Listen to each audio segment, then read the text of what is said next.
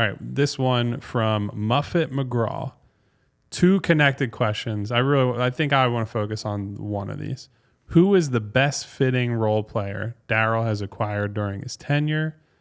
And are you worried about the front office's ability to ID elite role guys like what we've seen in Denver, Boston, and New York? I'll start with, we mentioned DeAnthony Melton.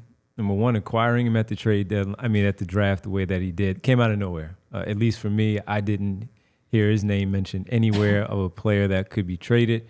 And then for him to come in and be the 6th man, 7th man, and really do some really good things off the bench, not only as a lead guard sometimes, but also as that off guard. And then the defense of how much he can help. It didn't really, for my answer, it doesn't really help when you get to the game 6 and he's missing 3 3-pointers when he's wide open in the game 6 where the game is in the guts and you would like him to knock it down. The arena is ready to blow the top of the building off.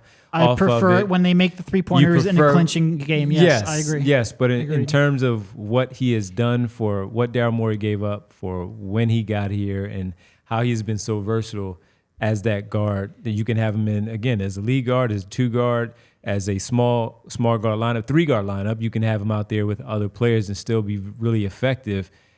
I'd say DeAnthony Melton for what he's made. Now, the back part doesn't help. That's not his fault, though. No. The one I came to, I think, was probably the obvious one with Seth Curry, because he's the definition of a role player who was elevated because of his, how well his skill set fit with Embiid. Is he the best player? No. Is he the best role player? No. But I think he is the one who fits the best, and because of that, his play was elevated. His status, his contributions to the team were elevated over where they were at other stops. So that was the one that I went with. Yeah, I think both of those. They're probably the 2 most obvious candidates. To the second part of the question, this offseason is where we're going to see, what does Daryl got? Yep. Because not only does he have to pull off a fairly substantial move to, if it's not like a true 3rd star, at least like a 3rd very good player to put between Tyrese Maxey and Joel Embiid.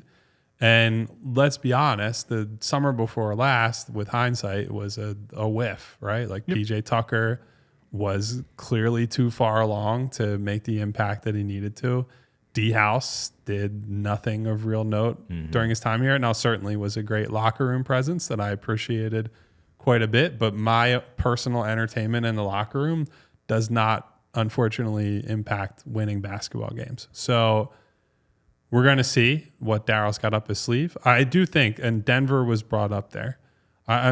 This might be a conversation for another day. I think the Aaron Gordon trade it might end up going down as one of the most underrated deals in NBA history for how that tied together everything that they had going in Denver. Like their identity really crystallized as soon as they got him, and they didn't give up a whole hell of a lot to get him. Certainly won the trade by quite a bit.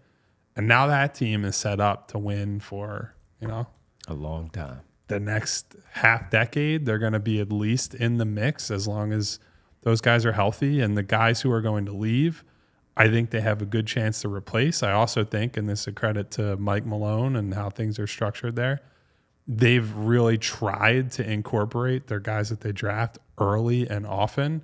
And they took some short-term pain as a result of that early in the season. And now they might have some playable young guys and defensive wings, 3-and-D type players in the playoffs. So Denver is certainly an organization they could take some notes from. It's also really easy to integrate role players when you have a passing savant like that too. It makes the job a little easier, but they have definitely hit a lot of doubles that they need along the way.